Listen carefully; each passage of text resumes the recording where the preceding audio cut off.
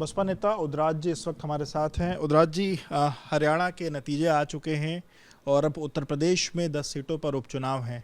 हरियाणा भी आप लोग गए थे, वहां आप लोगों ने प्रचार प्रसार किया, पर नतीजे कहीं ना कहीं मन मुताबिक नहीं आए।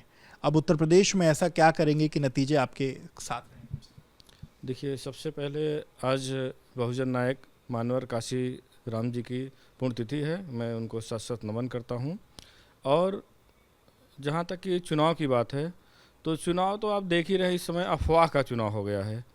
और बीएसपी के साथ लगातार 2-3 चुनाव से धोखा ही हो रहा है, क्योंकि बीएसपी इस समय देखा जाए तो देश की सबसे बड़ी पार्टी है, राष्ट्रीय पार्टी है। ये किसी से हजम नहीं हो रहा, विपक्षी दल के नेता से कोई इसे हजम नहीं कर पा रहा। माननीय बहन जी देश की बड़ी नेता हैं, और माननीय बहन जी एक ऐसी नेता हैं जिनकी एक आवाज़ पे पूरे देश में जो बीएसपी का वोट है वो ट्रांसफ़र हो जाता है। माननीय बहन जी जहाँ चाहती हैं वहाँ ट्रांसफ़र होता है, और किसी पार्टी का कोई नेता नहीं है जिसके एक नाम पे इतना वोट ट्रांसफ़र हो जाए या इतने परसेंटेज में वोट किसी प्रदेश में मिल जाए।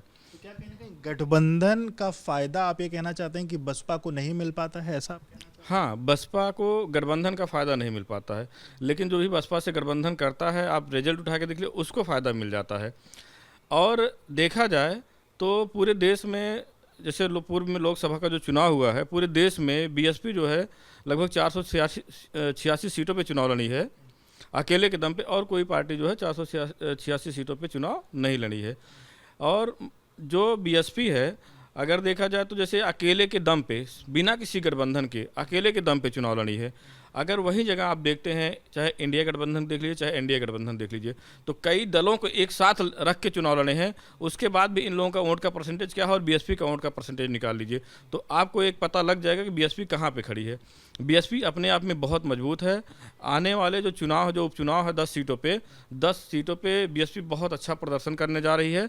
और बीएसपी के लोग इस बार, क्योंकि वो 2 से 3 बार जो बीएसपी के कार्यकर्ता हैं, जो बीएसपी के लोग हैं, वो 2 से 3 बार धोखा खा चुके हैं, अब जागरूक हो गए हैं और जाग गए हैं।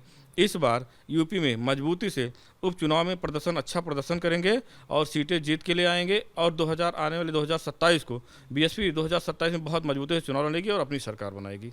राज भाई, आप मजबूती से चुनाव लड़ने की बात करें, आप लोग जैसे 486 सीट पर आप चुनाव भी लड़े, पर नतीजे कहीं ना कहीं 2007 का जो चुनाव था उस वक्त जो नतीजे थे, फिर 2009 में आप लोग अच्छा परफॉर्म किए थे, पर उसके बाद नतीजे आपके पक्ष में नहीं आए। ऐसा क्या हो रहा है कि आप अपनी बात जनता तक नहीं पहुंचा पा रहे हैं? कहाँ कमी रह रही है? क्योंकि कैंपेन की बात की जाए तो आप लोग जो एक तरीके से जो कैडर कैंप्स हैं वो लगाते हैं, लोगों के बीच में जाते हैं, पर लोगों तक आपकी बात क्यों नहीं पहुँच रही? देखिए, है क्या, जैसे अगर अभी 10 साल पहले की बात देखा, जैसे आपने कहा 10 साल पहले की, अगर 10 साल पहले का आप इतिहास उठा के देख लीजिए, तो बीजेपी के एक सीटों पे 5,000 4,000 के वोट हुआ करते थे। आज 10 साल के अंदर बीजेपी सरकार में और सत्ता में है। तो अगर आप बसपा का रिजल्ट, अगर उस नज़रिए से आप देखते हैं, अगर बसपा का रिजल्ट देखते हैं, तो कभी किसी कितनी भी कैसी भी सीट हो, 25,000 से वोट कभी कम नहीं होता है बसपा का। तो बसपा तो अभी भी इतनी खराब स्थिति में भी, आज बसपा की आप लोग सबसे हम खराब स्थिति में देख रहे हैं, उसके बाद भी चाहे वो कांग्रेस की लिस्ट उठा के देख लीजिए, चाहे वो आप भाजपा की देख लीजिए, इन दोनों से अच्छा प्रदर्शन हमेशा बसपा की है। तो बस धैर्य की ज़रूरत है, और अब जनता जाग चुकी है। 2027 में हम लोग मजबूती से सरकार बनाने जा रहे तो हैं। आप पूरा धैर्य रखे हैं 2027? बिल्कुल बिल्कुल, पूरा धैर्य धैर्य नहीं रखे हैं, धैर्य के साथ हम लोग मेहनत कर रहे हैं। चूँकि देखिए, माननीय बहन जी बहुत सुलझी हुई नेता हैं, बहुत सुलझी हुई नेता हैं। माननीय बहन जी कभी अपने किसी भी स्पीच में, भाषण में, कभी देखिए विवादित बयान नहीं देती हैं, ना कभी किसी के ऊपर उंगली उठाती हैं। माननीय बहन जी की सरकार में 2007 से 12 तक माननीय बहन जी की सरकार रही। माननीय बहन जी की सरकार में सबसे ज़्यादा अच्छा विकास हुआ है, सबसे ज़्यादा अच्छा शासन प्रशासन चला है। आप यूँ कह सकते हैं कि लॉ एंड ऑर्डर सबसे अच्छा कर रहा है। ये हम नहीं, ये जनता कहती है, आज भी जनता कहती है। माननीय बहन जी ने सबसे ज़्यादा विकास किया, सबसे अच्छी उन्होंने सरकार चला। और माननीय बहन जी की सरकार में सभी समाज के लोगों के साथ वो एक तरफा खड़ी रहीं, किसी समाज के साथ कहीं कोई जाति नहीं किया गया, हर समाज के साथ माननीय बहन जी खड़ी रहीं, हर समाज ने विकास किया। तो अब लोग समझ में लोगों के आ गया।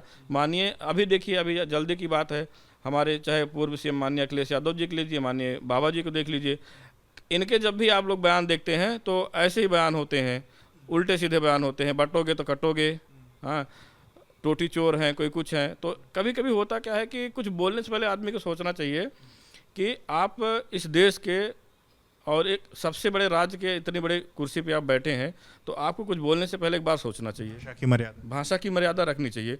तो ये जो भाषा की मर्यादा है, ये जो संविधान है, ये बीएसपी से अच्छा कोई नहीं रख सकता है।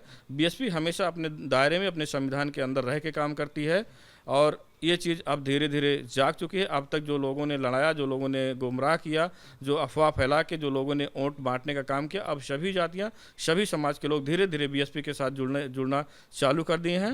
और उत्तर प्रदेश से फिर से बीएसपी जो है 2027 से चुनाव में आ रही है, और 2027 उत्तर प्रदेश में सरकार बनाएगी बीएसपी। शुक्रिया बात करने के लिए। आप उदराज वर्मा जी को सुन रहे थे, जिनका ये दावा है कि बसपा, जिसका सबसे अभी तक का अच्छा शासन है, वो 2027 में दोबारा से सत्ता में आने जा रही है। विवेक राय, एबीपी न्यूज़ के लिए।